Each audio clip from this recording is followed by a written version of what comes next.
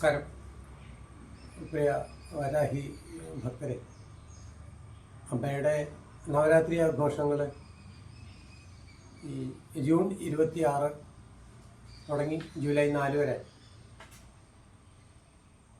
സന്നിധിയിൽ എല്ലാ തരത്തിലുള്ള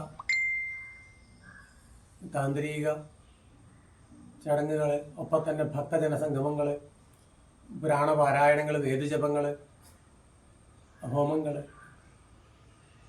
അഭീഷ്ടസിദ്ധിക്കായിട്ട്, ഭക്തരുടെ അഭീഷ്ടസിദ്ധിക്കായിട്ട്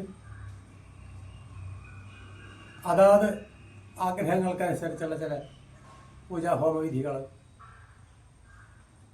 ദേവീപ്രീതിക്കായിക്കൊണ്ടുള്ള ചില കലാപരിപാടികൾ, അതൊക്കെ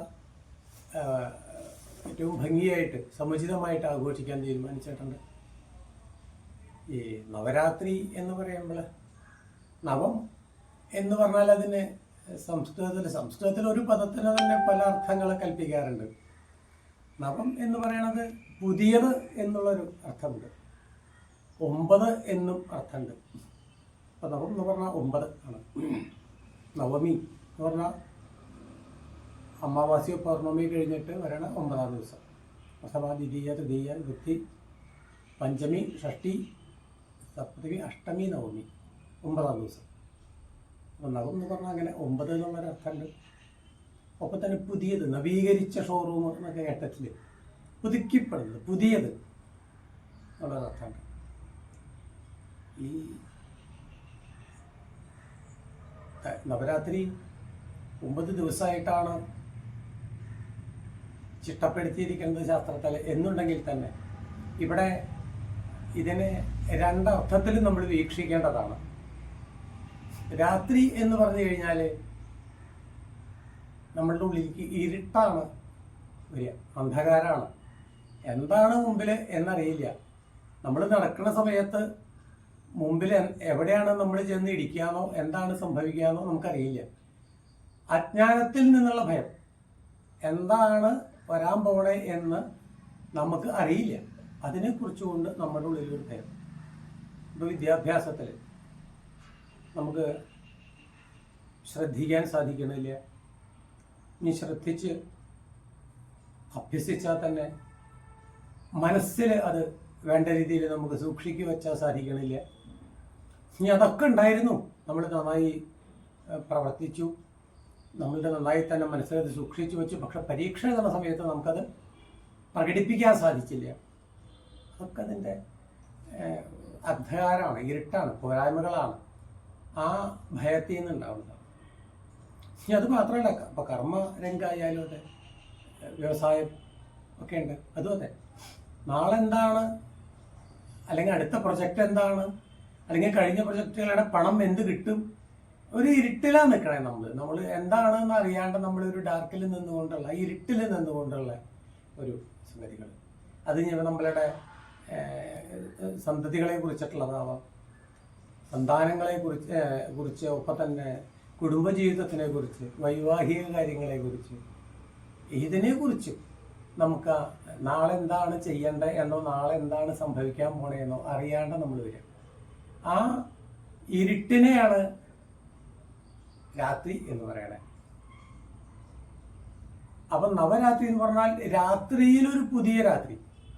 രാത്രിക്ക് എങ്ങനെയാണ് പുതുമയുണ്ടാവുക എന്ന് പറഞ്ഞാൽ, രാത്രിയിൽ ആ ഇരുട്ടിൽ വെളിച്ചം വരുമ്പോഴാണ് അതിന് പുതുമ വരണത്. രാത്രിയുടെ തനതായ സ്വഭാവം അന്ധകാരമാണ്, അതിൽ പ്രകാശം വരിക എന്നുള്ളതാണ്. അപ്പം പ്രകാശം വരുമ്പോൾ അതിന് പുതുമ വന്നു. ആ രാത്രിക്ക് നമുക്ക് എന്താണ് മുമ്പിൽ എന്ന് വ്യക്തമായിട്ട് തെളിഞ്ഞു കാണാനും, തെരുക്കുകളില്ലാണ്ട്, കുഴിയിലൊന്നും ചാടാണ്ട്, ചളിയിലൊന്നും ചവിട്ടാണ്ട്, മുമ്പിലുള്ള മൃഗങ്ങളുടെ അടുത്തേക്കൊന്നും ചെന്നുപെടാണ്ട് ഒഴിഞ്ഞു മാറി സുരക്ഷിതമായിട്ട് നമ്മളുടെ ലക്ഷ്യസ്ഥാനത്തേക്ക് എത്താൻ സാധിക്കുകയും ചെയ്യും. നമ്മളായിട്ട് ബന്ധപ്പെട്ട എല്ലാ മേഖലകളിലും നമ്മളെ അലട്ടിക്കൊണ്ടിരിക്കുന്ന ഈ ആശങ്ക പരിഹരിക്കാൻ, ആ അന്ധകാരത്തിനെ നീക്കാൻ ദേവിയുടെ അനുഗ്രഹം പ്രകാശമായിട്ട് ആ അന്ധകാരത്തിൽ ചൊരിഞ്ഞ് നമ്മളുടെ മുമ്പിൽ പ്രകാശം മാത്രം, മുമ്പിലുള്ള എന്താണ് എന്നുള്ളത് തെളിഞ്ഞു കാണാനും ധൈര്യമായിട്ട് മുമ്പാക്കം പോകാനും സാധിക്കുമാറ് നമുക്ക് ഈ നവരാത്രി ദേവീ സന്നിധിയിൽ ദേവിയുടെ ആ ആഘോഷങ്ങളിൽ പങ്കെടുത്തുകൊണ്ടും അതിൽ സഹകരിച്ചുകൊണ്ടും നമുക്ക് സാധിക്കും. അതിൽ 9 ദിവസത്തെ ആഘോഷങ്ങളും അതിൽ സപ്തമാതൃക്കളൊപ്പം തന്നെ ലക്ഷ്മി ഭദ്രകാളിയായിട്ട് അങ്ങനെയാണ് 9 കണക്കാക്കുന്നത്. നവകം എന്ന് പറയുന്നത് ബ്രഹ്മാണി, മാഹേശ്വരി, കൗമാരി, വൈഷ്ണവി, വാരാഹി, ഇന്ദ്രാണി, ചാമുണ്ഡി, ഇങ്ങനെ 7. പിന്നെ മഹാലക്ഷ്മി, ഭദ്രകാളി, ഇങ്ങനെയാണ് 9 കണക്കാക്കുന്നത്. അപ്പോൾ അതാത് ദിവസം ആ ദേവതകൾ പ്രതിനിധീകരിക്കുന്ന അല്ലെങ്കിൽ അവരുടെ അനുഗ്രഹം കൊണ്ട് നമുക്ക് സാധിക്കാവുന്ന കാര്യങ്ങൾക്ക് പ്രാധാന്യം കൊടുത്തുകൊണ്ടുള്ള പൂജാഹോമവിധികൾ ആണ് നമ്മളിവിടെ തയ്യാറാക്കിയിട്ടുള്ളത്. ഉദാഹരണത്തിന് ആദ്യത്തെ ദിവസം ബ്രഹ്മാണി എന്ന് പറയുന്നത് സരസ്വതിയാണ്, ബ്രഹ്മാവിൻ്റെ നേരിട്ട്. അപ്പോൾ വിദ്യയ്ക്കാണ് കുറച്ച് പ്രാധാന്യം. അപ്പം അന്ന് അതിന് പ്രാധാന്യം കൊടുത്തുകൊണ്ട് വിദ്യാവാരാഹി പൂജകളും അതിൻ്റെ ഹോമങ്ങളും ആണ് നടക്കുക. വിദ്യാർത്ഥികൾക്ക് ഏറ്റവും അവരുടെ ആശങ്കകൾ ഈ വർഷത്തെ അല്ലെങ്കിൽ അടുത്ത വർഷത്തെ അല്ലെങ്കിൽ സെമിസ്റ്ററിൻ്റെ എല്ലാ തരത്തിലുള്ള ഭയാശങ്കകൾ തീർന്ന് സുരക്ഷിതമായിട്ട് പരീക്ഷ അഭിമുഖീകരിച്ച് നല്ല രീതിയിൽ പാസ്സാവാനൊക്കെയായിട്ട് മനസ്സിൽ ആ പ്രകാശം ചൊരിയാനായിട്ട്, ധൈര്യം കിട്ടാനായിട്ട്, അതിലേക്ക് ശ്രദ്ധ കിട്ടാനായിട്ട് സാധിക്കും. ഇനി രണ്ടാമത്തെ ദിവസം മാഹേശ്വരി എന്ന് പറഞ്ഞാൽ ശ്രീ പാർവതിയായിട്ട് കണക്കാക്കണം. ദാമ്പത്യ സൗഖ്യത്തിനൊക്കെയാണ് അത് പ്രാധാന്യം കൽപ്പിക്കേണ്ടത്. അപ്പം അത് അങ്ങനെ ആ 9 ദിവസമാണ് നമ്മളിവിടെ തയ്യാറാക്കിയിട്ടുള്ളത്. അത് കൂടുതലായിട്ട് ഒരു നോട്ടീസ് രൂപത്തിൽ അല്ലെങ്കിൽ അതാത് ദിവസത്തെ ക്രമങ്ങളിൽ ഗ്രൂപ്പുകളിൽ വരും. അപ്പം എല്ലാവരും അവരവർക്ക് പറ്റുന്ന ദിവസങ്ങളിൽ ഇവിടെ പങ്കെടുത്തുകൊണ്ടും അല്ലെങ്കിൽ ആ നക്ഷത്രം പേര് എല്ലാം കൂടെ അയച്ച് ആ യജ്ഞത്തിൽ ഭാഗഭാക്കായിക്കൊണ്ടും ദേവിയുടെ അനുഗ്രഹത്തിന് പാത്രീഭൂതരാവാൻ ദേവീനാമത്തിൽ അഭ്യർത്ഥിക്കുന്നു. നമസ്കാരം.